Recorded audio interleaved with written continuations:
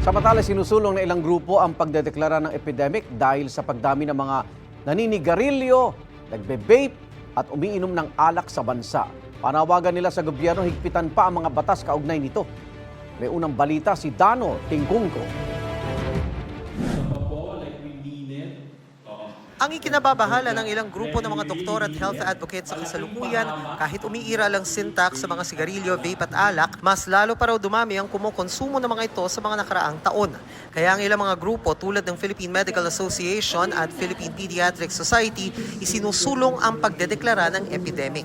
The government to implement more laws, possibly raise taxes on these harmful products.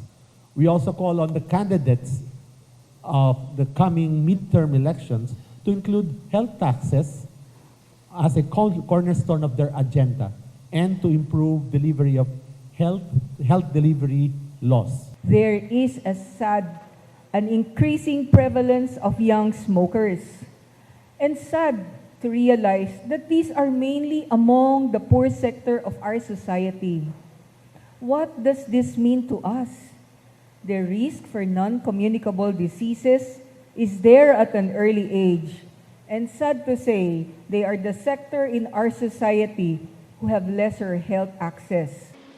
Ang pinanggagalingan ng mga grupo ang datos mula sa Action for Economic Reforms na nakabase sa National Nutrition Survey noong 2023, kung saan nakitang tumaas na mahigit 1,000% ang bilang ng mga gumagamit ng vape, na nasa mahigit 423,000 noong 2023 mula sa mahigit 30,000 lamang noong 2021.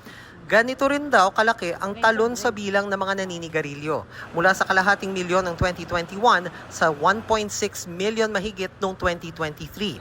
Meron din daw kaparehong pagtaas sa bilang ng mga umiinom.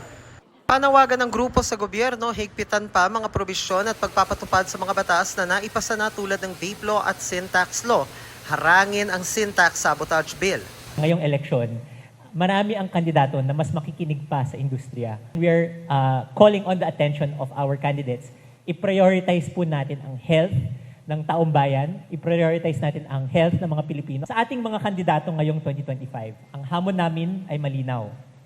Maninindigan ba kayo para sa kalusugan ng publiko? Ito ang unang balita, Dano Tingkungko para sa GMA Integrated News. Igan, mauna ka sa mga balita, mag-subscribe na sa GMA Integrated News sa YouTube para sa iba't ibang ulat sa ating bansa.